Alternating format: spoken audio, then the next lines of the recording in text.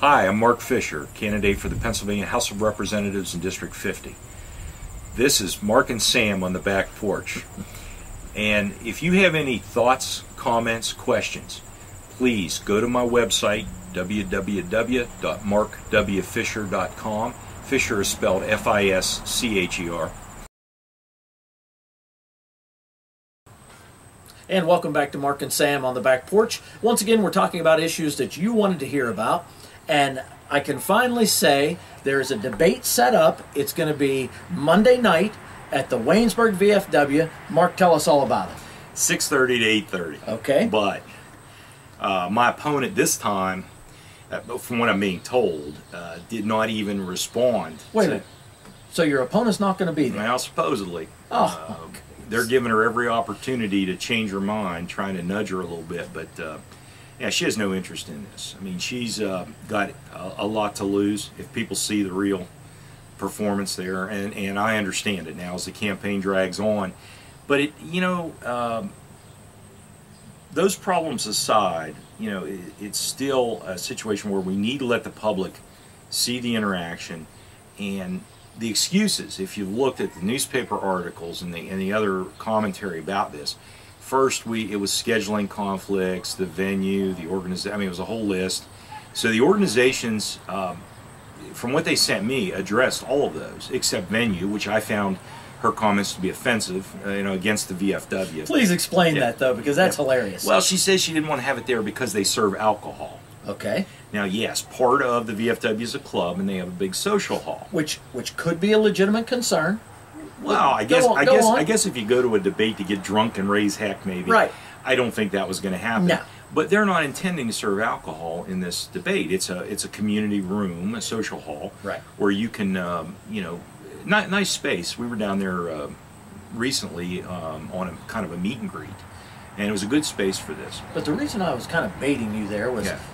Didn't your opponent have a fundraiser at a winery? Well, not only that, yeah, that was her first one, but yeah, you got to give her some credit there. That was organized by a Harrisburg lobbying firm. Big money. Oh, that makes it better. Big money. Yeah, that makes it better. Big money there, yeah. Right. That's it. Yeah, but I'm thinking they were serving alcohol. Well, yeah. And then it goes on. She had a fundraiser recently, I forget what day, at the, I believe it was the VFW in Masontown, spaghetti dinner or something.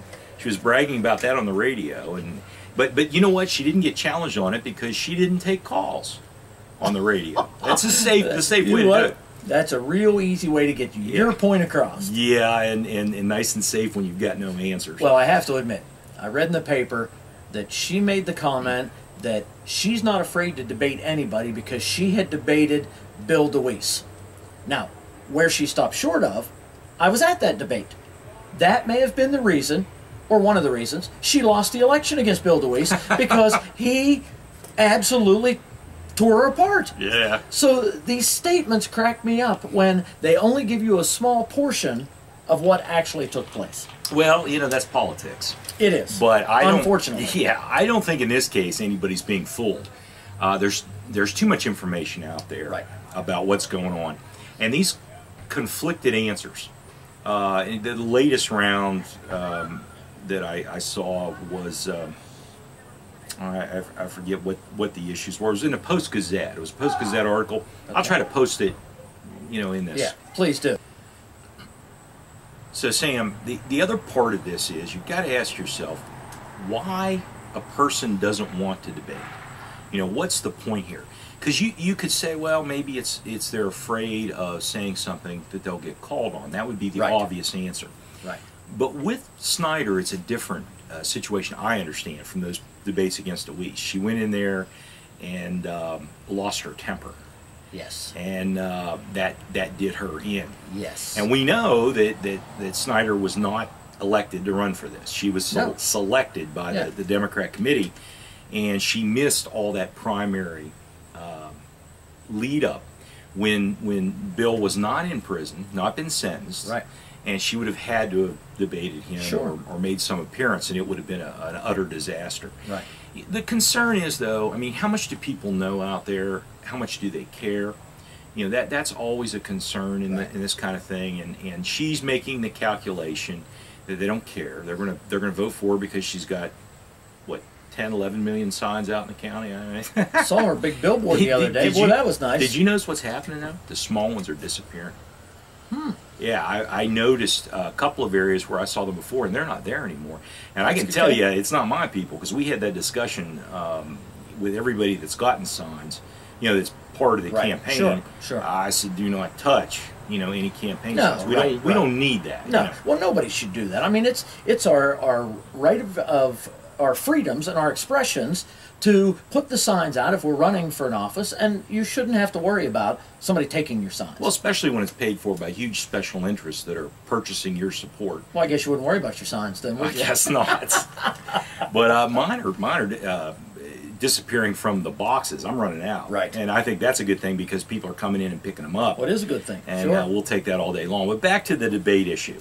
Okay, so she doesn't want to come and do this. Now, the groups that were involved, we've talked before, the Fayette Patriots, the We the People of Greene County, right, and the Isaac Walton League. Well, now, if there was any concern about would this be on the up and up, I think the Isaac Walton League would have, you know, absolutely. They're not going to engage in some kind of foolishness there. And really, if you're good at debates, if you're good at the process, it really doesn't matter what you're up against, because it's a chance for you to shine. If somebody's being slanted, yeah, you know, I was going to say the same thing. If you're strong in your beliefs on the issues at hand, I don't understand why you wouldn't debate. Well, and what's at stake here? What's at stake is she has to go to Harrisburg and stand on the floor of the House of Representatives and make arguments, and behind the scenes lobby with people where she's not the big fish and controls everything like at the county here.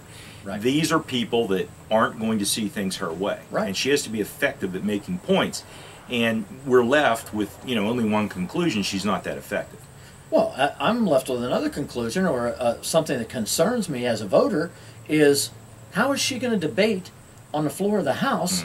Is she going to choose when she debates and when she doesn't because it doesn't meet what she's looking for? Well, if they don't follow her rules. Yeah, that's not the way it works. Good luck with that. I'm telling you, I think people need to understand that and pay attention to that. You know, with Mark Fischer, we've done these on the back porch, and it's been a lot of fun, but we've also done it to get the issues out there so that you know exactly how Mark feels about all of these different topics. Why you wouldn't sit and debate causes great concern for me. And it should for anybody that is aware. But you know, the Observer now, you know, I got to give them their due here. They came out and covered the story. Right. The other papers didn't. So right. The Fayette County, I don't believe the Herald Standard put anything in there. So at least the folks here understand. And you know, as soon as that happened, I was mobbed with the email again, the phone calls, requests for signs. And that's the point where I began to see her signs disappearing. Right. And it told me that people got the message. Yep. You know, and we hope. You don't know. You never know. Right. I've been written off in this campaign by folks in the Republican Party at different times and and what have you. And I get a chuckle out of it because we're still moving ahead. We're still doing what we need to do. And it will not be decided until people go in that voting booth and make their choice. Well, that's exactly right. And vote your conscience. Don't ever vote straight party. I'm a big one on that. I'm a registered Democrat, and I'm supporting a Republican. We've got to start looking at the character of the candidate. We've got to ask questions throughout the process, and then vote your conscience. And that's a big part of what we need to do.